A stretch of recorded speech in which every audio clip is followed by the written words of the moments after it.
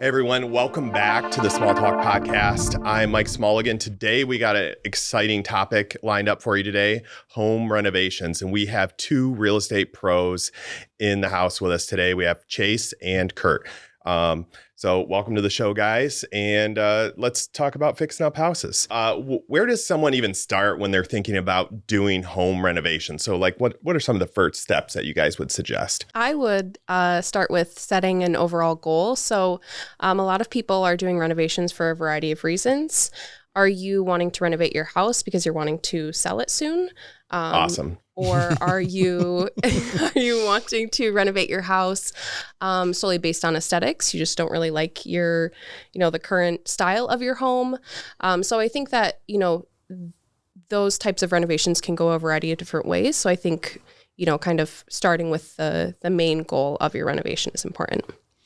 And I think that's really key too, because yes, in our profession, people are asking us all the time, if they're thinking about selling soon, what should we do to the house? Sure. And renovations, I am a firm believer in making a house your own. Yeah. And taking this on. But renovations, especially significant ones, are rarely going to get you all your money and value back if you're planning to sell soon. You can always do things with presentation. You can always make necessary repairs, but renovations really should be quite personal. And when you make something too personal, too specific or dramatic, it should be for you, not for hopefully anticipating the desires of a buyer.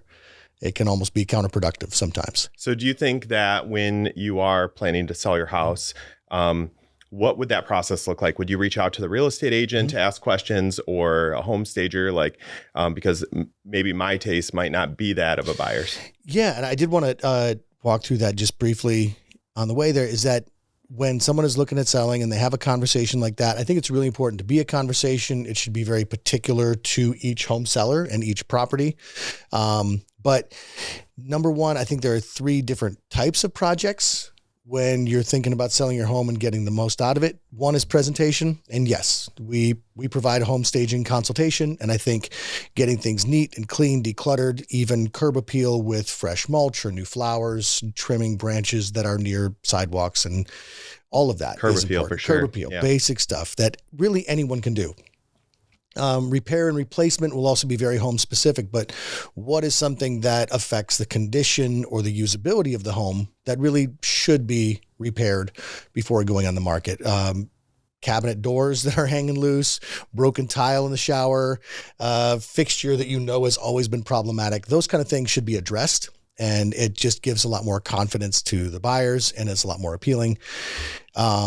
Renovations can be, but I still really think overall renovations should be for yourself, for what you want out of the house and making it your own home. Sure. Much more so than trying to entice a different buyer.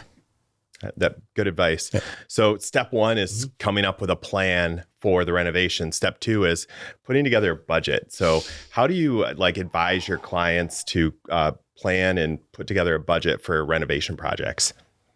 Talk to experts. Yeah, for sure. I would say, obviously, you need to look at your own finances. I wouldn't, turn on HGTV and say, oh, this person spent this much on their renovation. That's where I'm going to start. Yeah. And then, like you said, talk to experts, talk to multiple different contractors so you can get a good range of what the renovation you're trying to achieve, what it may cost. I would not just talk to one person and be set in that price. Yeah. So when you're talking to contractors, do you recommend getting recommendations from the people maybe that those contractors have worked with? Yep, for sure. Okay. Yeah. So I would say, when you're looking for a contractor, obviously you can go and Google, right? That, and look at reviews and stuff online. But I would say, word of mouth as well. If you can go to Sally's house and look at Sally's new kitchen and you like Sally's new kitchen, maybe ask Sally who she used for, her renovation. Yeah. That'll give you a better idea too, because if you know the person who hired that contractor, you can gauge their response better. I had someone that I know was just very, very particular about how work was done and budget and schedule, like someone who's just very difficult to impress. And they recently had the siding done on their home. Yeah. And I was looking for a siding contractor. And I said, I'm sure that whoever did the siding on this person's house is going to do a very solid and satisfactory job for me. And they ended up being the most affordable of the 3 people who bid the job. And so I felt very good about hiring that contractor for that job. And you probably felt better after having those 3 conversations than you would have just with one, right? Yep. And too, like what can change? Because when you get an estimate, you get a bid, someone can tell a good story. Sure. And you don't know if they're, when they worked for someone, was their bid accurate? Was their schedule accurate? Were they good communicators? All the stuff you don't know just from a review or even initial meeting. So anytime you can talk to someone about a contractor they used, it's incredibly helpful. Yeah. So as realtors, we work with several different clients and have other people in our office and on our team that we can gain experience from them as well, right? So we can ask questions. Who do you know that does decks or siding, right? Or kitchen remodels, and ask for our clients or our teammates' clients recommendations too, right? And I think that's huge because in our position, if we have already gotten a good referral to share, and then we've seen them work for 5 or 6 of our clients, it's the same thing as having a neighbor who's had good experience with the contractor, except we can do that, sometimes 10 times a year. And we see them in all different situations, and we feel very good about our referrals. And they have to maintain that for us to keep doing it.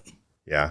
So first coming up with a plan, then a budget, and then keeping on track. So Chase, what tips do you have for someone maybe keeping on track with a budget and a plan?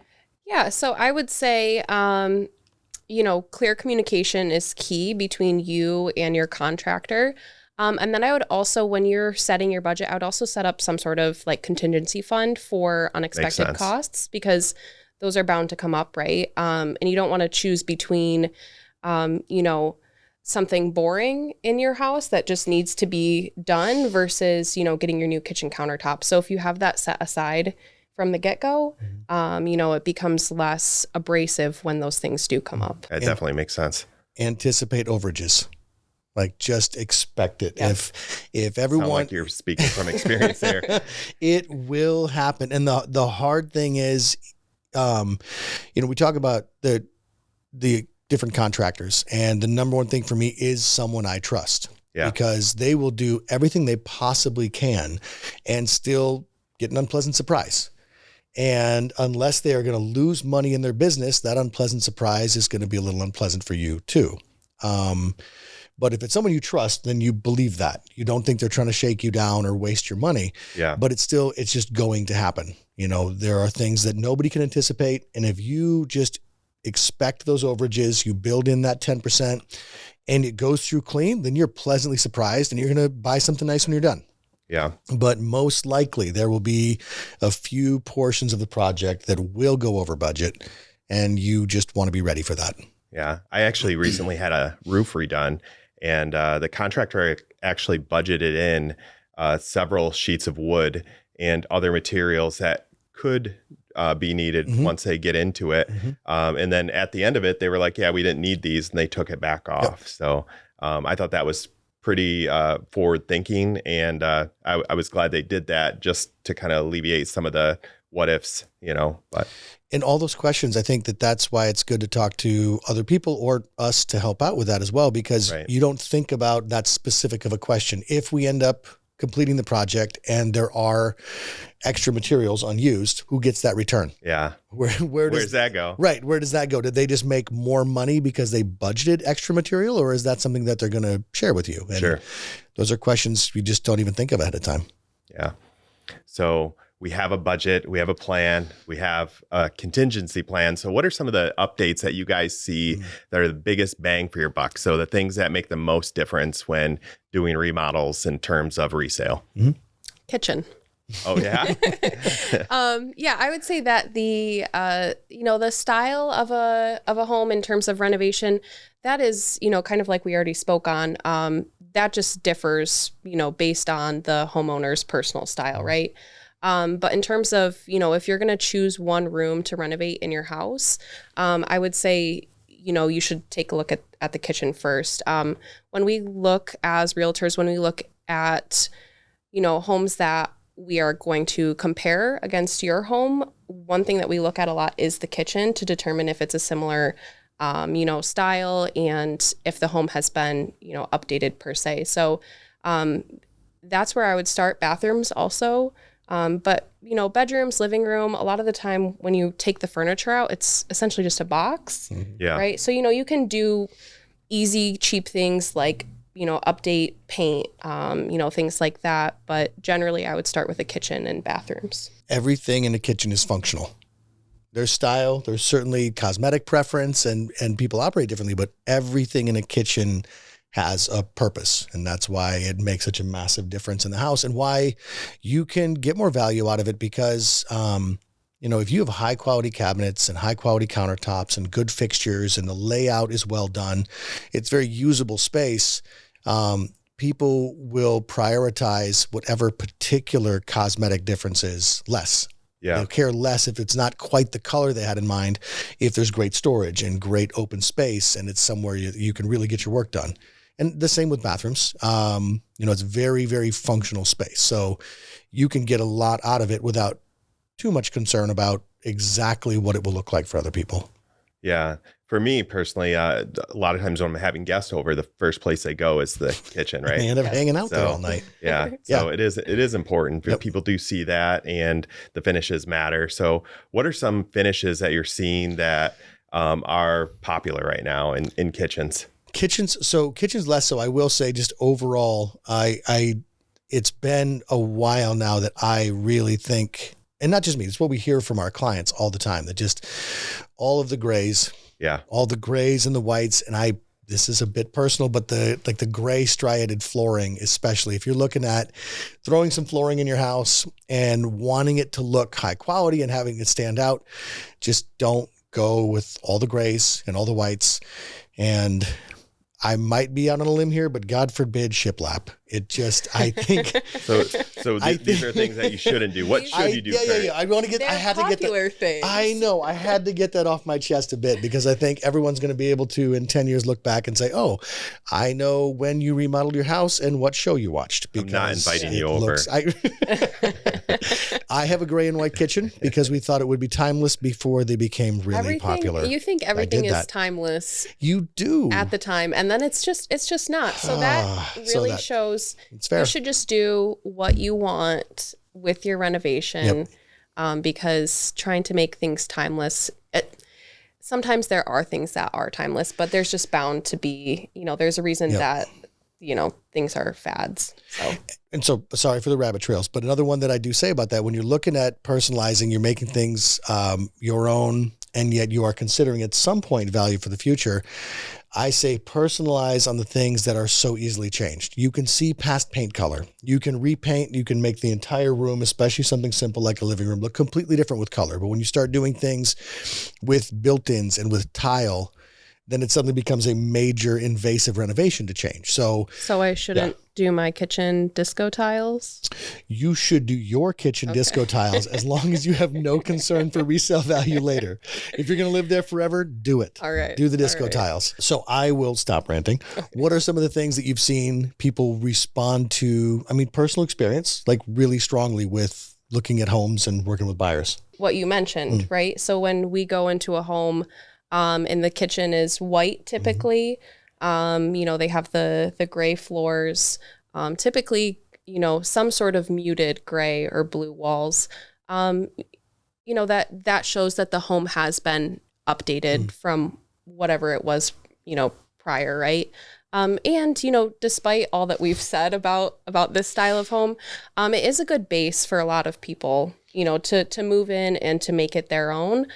So I'm not gonna, bash the gray floors and the white kitchen. But yeah, no, that is a big thing right now. And it does have mass appeal. So that's just it. Like if you're trying to make it really personal, it could be anything. If you're trying to say what will be approachable and accessible to just anybody who sees the house. Yeah. It can be a very standard finish can work really well. I know it was so many, there's a lot of farmhouse lately. That certainly is always, and it is pretty classic, but more Not timeless. Unfortunately, like Chase said, nothing is, but seeing people move away from that more now, more natural colors, a little bit more organic. And, it was all black fixtures for a while too. Like it was like all the black hinges, all the black knobs, which still works with anything. I mean, just like silver does. That's why you still see it. But there's more and more color, more and more mixed materials or textures, like kind of individualizing and personalizing away from that, just as a trend. Yeah. So when you're taking your buyers and through a house, what are some of the first things they notice when you open the door? Or maybe before you open the door? Well, when you open the door, I would say that they are looking at typically the flooring. Yeah. And then depending on where the kitchen is located in the home, they're looking at the kitchen, right? We've spoke a lot about the kitchen. That's where people are looking to see when was this home last updated. Sure. And then, just general curb appeal, right? Is your lawn manicured? Is the, depending on the finish of the outside of your house, is there paint chipping? Is it discolored? Just to kind of ensure that, when the buyers move in, they're not wanting to probably do a bunch of landscaping right off the bat or repaint the house. So I think that those are, important things that don't require a ton of effort, but, definitely can help you out. Yeah, I agree completely. I think it goes back to just how I started with saying the different categories. Like presentation is something everyone can do. There are those minor things, those surface things that you can declutter, you can clean, you can put a little bit of fresh paint on stuff. And it's just, that is the initial impression for so many people. But then as far as also, possible repair, replace, like less invasive, complicated things. But I had a house that I sold this spring it looked exactly like it did the day they finished building it in 1992. Awesome. There was, exact same paint, same trim, gold same. hinges. There was no, you could pinpoint the date this house was completed, but the condition was completely solid. Yeah. They had a newer roof and a new HVAC system and everything was in great condition. It was just a very apparent era, but they had one thing was the entrance door. And it was kind of old and scuffed up and the door jamb had some wood rot. And so it was a bad impression to start with. So to replace that front door was also not a massive project, but it went from a negative impression to a really positive first step into the home. And I think that made a bigger difference than people realize. We don't like to think we're that impacted by those small things, by those surface perceptions, but we are. And I think that really paid off for that homeowner to just put a new door in. I think that a lot of the time buyers, and as realtors, we're reminding buyers of this, that a lot of the cosmetic things in a home can be changed. And a lot of people, when they're starting their, home buying process out, they're kind of anticipating and expecting that they may have to make changes within the home to, make it what they want it to be, right? So if you have a good foundation to the house, like literally and figuratively, and like Kurt said, right, take care of the things that are going to, make those first impressions. I think that buyers can maybe get past things cosmetically inside the house that maybe just may not be their taste, because a lot of people are already anticipating they're going to have to make those changes. Right. Have to and can. Yeah. That's the other big thing. We're talking about both sides of it, right? Like saying, as far as selling and listing a house, maybe a lot of personalized renovations aren't going to get you a return on that investment, which is unfortunate sometimes. But as a buyer, you can walk in and say, oh, I can put new flooring down. I can, if everything's solid, if I know that it's taken care of, I can do one room a year. I can take it all on at once, but I can make this home completely my own just for my sake. And it's hard to visualize that sometimes, especially for a new homeowner that's never done a renovation. Yeah. But just I really like to emphasize the potential for things like that when people are considering a home. Yeah. So I think one often overlooked thing is the sense of smell, right? So when we're taking clients through a house, the first thing that most people that I'm working with notice is the smell of the house. So what is something that you guys would suggest to maybe somebody that's potentially selling their home on to get rid of a smell. It's funny because you hope that's overlooked. You hope it's not an issue. You hope that you can go through a bunch of houses and never have to respond to the smell. That would be ideal, but that's not the case. No, it's wishful thinking.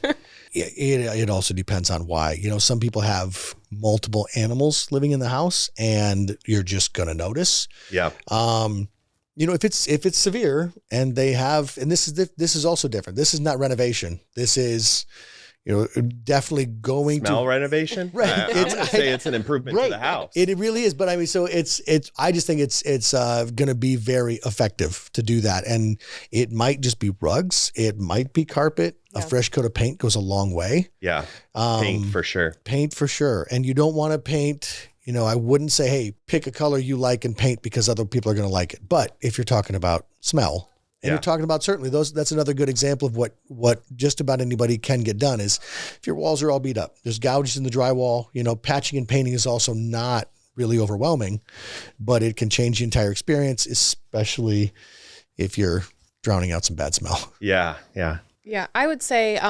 if the homeowner is still living in the house, cleaning can go a long way, right? Everyone has different levels of cleanliness, right? So having someone come and clean the house, you know, ensuring that the house is picked up and cleaned before a buyer comes through it, can definitely, you know, help because just like, you know, the door and the door jamb, you know, even though it might smell different when the buyers move in, right? It is a first impression and it hits you right away. And it can be off-putting for sure. Yeah. So I think I'm usually recommending having the air ducts cleaned, replacing the furnace filter, having the carpets cleaned, maybe running an ozone machine to eliminate some of those other smells. But there's lots of places the smells can be trapped. And I think that's really an important thing when you're especially if you're remodeling to sell, right? Yep. Yeah, that's one of the biggest ones. And I mean, if it's still your home, but if you want to capitalize on it, maybe the animals spend less time indoors for the next month or so. Sure. And maybe Kurt tells his clients to kick out their animals. Maybe don't cook all the same things for the next few weeks or stop smoking in the house. You know? Yeah. Smoke's a big smoking thing. is And that's definitely, a tough one because you don't want to overstep, but if it's your job to, you know, it's your job to guide your clients, right? So if your job is to consult, you have to say, I'm going to recommend you stop smoking in your house until we sell it. So this is really great advice, guys. So now we've kind of talked about a lot of things, but let's talk about like how to find the right contractor. So we talked about asking for recommendations from your realtors and your friends, but what are some of the questions you're asking that contractor when you're interviewing them for the job of updating your house? I like the referrals. I mean, I lean on that really heavily because again, people can give you whatever answer they want. When you see their track record and personal experience, it makes a big difference. But I think that getting clear expectations for not just budget, but schedule for communication, like when each step is going to happen and what do you need from us as far as access to the house? Is this going to take up an entire day? Do we need to be gone for a while? So you know how to plan around it. I know things like permits. It's not always perfectly clear what requires a permit, but especially if you are doing anything to sell, and I say this just side note too, even if you're really handy and you're really good at this stuff, if you're going to sell it, rely on the contractor. It's a completely different level of confidence for the buyers and it's a different level of liability possibly. And they should know then what needs a permit and how long things really take. And they can commit their entire week to it where, you know, you're working around your other job. It's good advice. Yeah, that's start with that. Yeah, I would say clear communication is key on all aspects, and document everything, get everything in writing, and make sure expectations are set right away early on and not, hey, something has come up and we're losing communication somewhere along the line. And now we're having to visit like, okay, what are these expectations? So set that up, you know, right away before the work even starts. And with contractors and property management, anybody like that, you can write something up. And I agree with that too. We have to do that with everything in a transaction with real estate. If anything changes, any adjustments are made, write it, sign it, make sure it's official. You can write up something that says, look, if there's a change, that will adjust the budget by less than a certain amount, less than, depending on the size of the project, right? If you can make any adjustment, any change for less than $200, you're authorized to do so. Anything that is going to affect the budget by more than that number, you have to call and confirm with me. We need to have that in writing, or, A bit of leeway. yeah, as just so you don't want to choke the whole process out, but enough to say, look, if something big comes up, you do have to call me. Because you could come back too and say, oh, well, we got stuck with a situation. We made an executive decision. We're going to get it done, but it's going to cost $5,000 more. And you're like, I'm the executive here. Right. Like, why didn't you call The me? executive decision. Yeah. Exactly. So I think having those kind of conversations and even asking them you're still not going to be the expert on this. And people ask us all the time though. They say, well, what else? They ask all their questions and they say, well, what else should I know? What else do most people ask about that I haven't asked about? And I think that's great to do with contractors too, because if something common does come up, you've asked that, you've tried, you're trying to unearth everything you can to avoid complications and surprises. And just, more, obviously, I believe in over communication, but I believe in this case, it's actually the right thing to do. So to avoid surprises, are you guys asking or suggesting to ask for proof of insurance or contractors' licenses, or asking what type of licenses they have? Yeah, because without insurance, if they don't have the right insurance and something can go wrong, it can be absolutely disastrous. Yeah. And a responsible contractor will have that anyway. I mean, it's almost a given. You should still verify, right? Of course. Yeah. Yeah. So, I mean, it's more like it's a red flag if they don't. Yeah. Like you should ask, because if someone doesn't, it's more than just a technicality. Yeah. Like it's a different kind of business. So another thing that comes up quite a bit is permits. So are you pulling those yourself, or how do you deal with that when you're working with contractors? I'm a very independent person. I do a lot of my own work on my own properties. And yet if I hire a contractor, I still like them to get the permit. Yeah. It's just another liability. It's another level of confidence to say, this is your full-time job and you can check all the boxes. You can take all the steps and you will do it right, or it'll be on you. And it just makes more sense to me that way. Yeah, you want to be pulling permits because it, like Kurt said, it comes down to liability. Also you want things to be covered by your homeowner's insurance. You want to avoid fines potentially.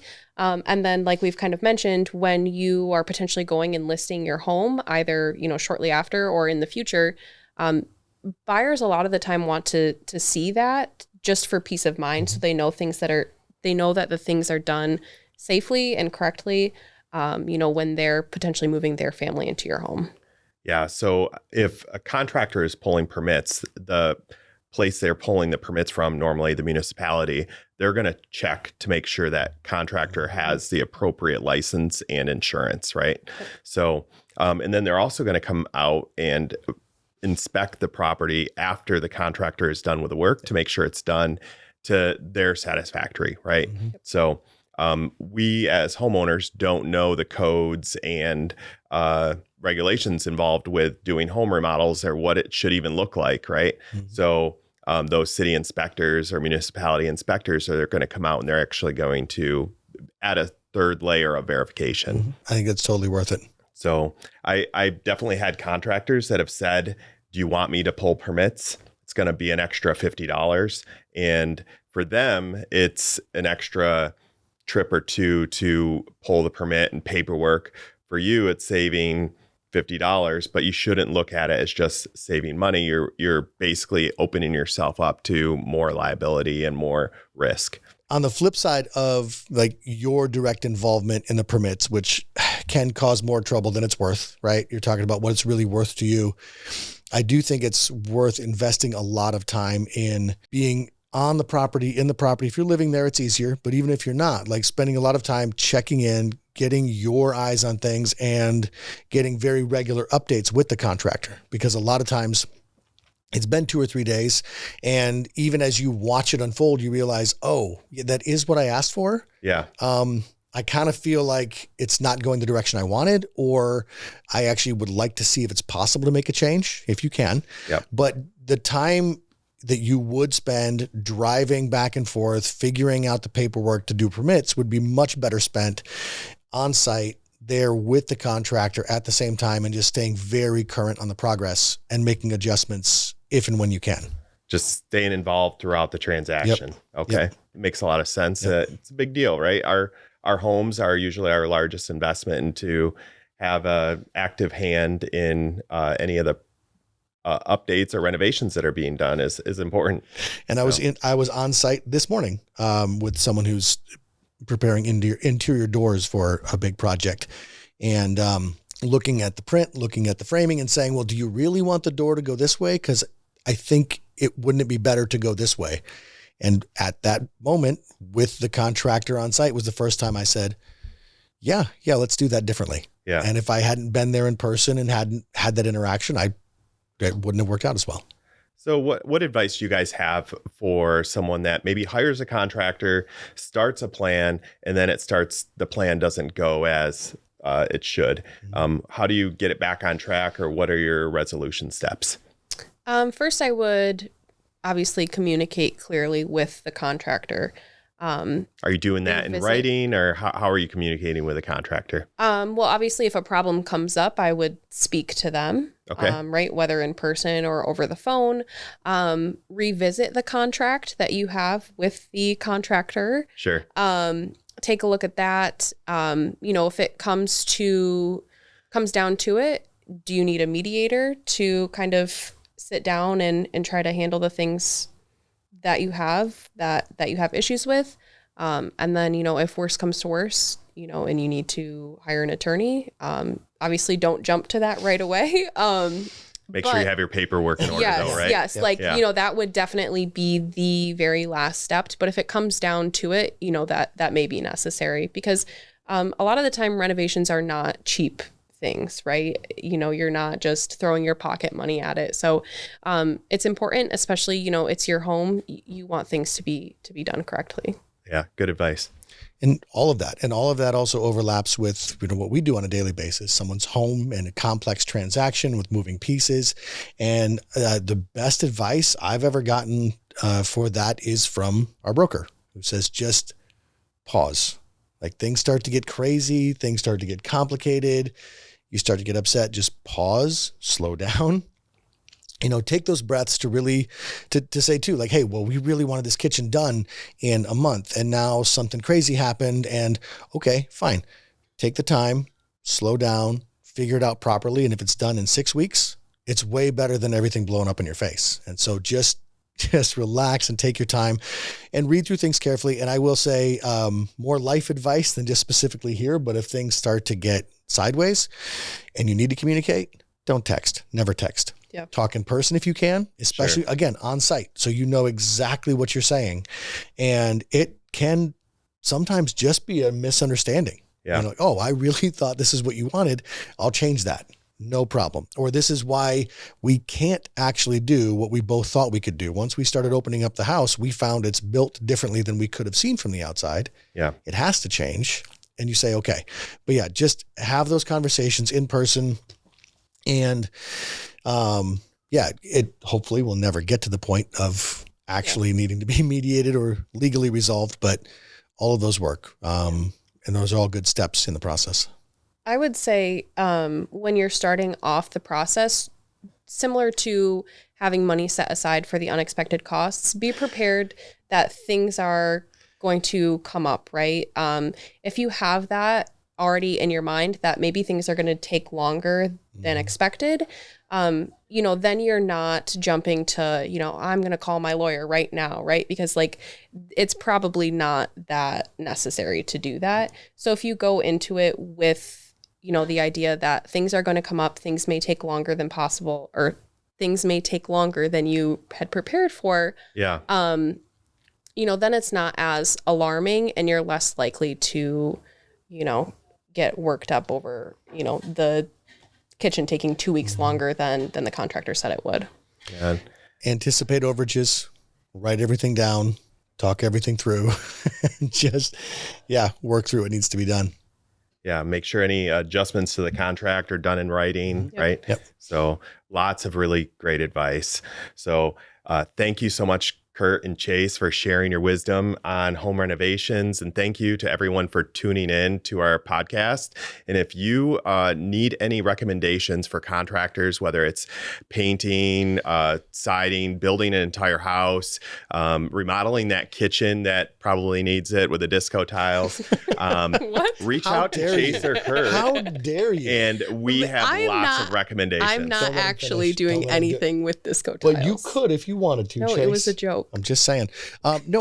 Sorry, one more important point that you have made before that I really agree with is if someone reaches out to us and they have a lot of projects in mind, what we don't have is a printable list of referrals. Yes. Because we want that to be current. And so if we've been working with someone for a few years and they've always done a fantastic job, but the last few times we've called them, they really haven't provided value or they really haven't come through like they needed to, that's not going to be on the list. We don't want you to look at that a year later and say, oh, this is still the right person to call. Like we keep that fresh, we keep them accountable, and we're always happy to send you a recommendation, but it's going to be in real time so that we know we still have full confidence in them. And Yeah, I think we're not sending you a 1985 phone book, right? I don't have one, but I thought that was a really good way to do it because it's tempting to just say, here, this is easier. Here's an object, but instead it's all real time. Yeah. All right. Well, thanks again, guys, for being on the podcast with us. And if you have any questions about home renovations, reach out to one of us and we'd be glad to help you. Thanks.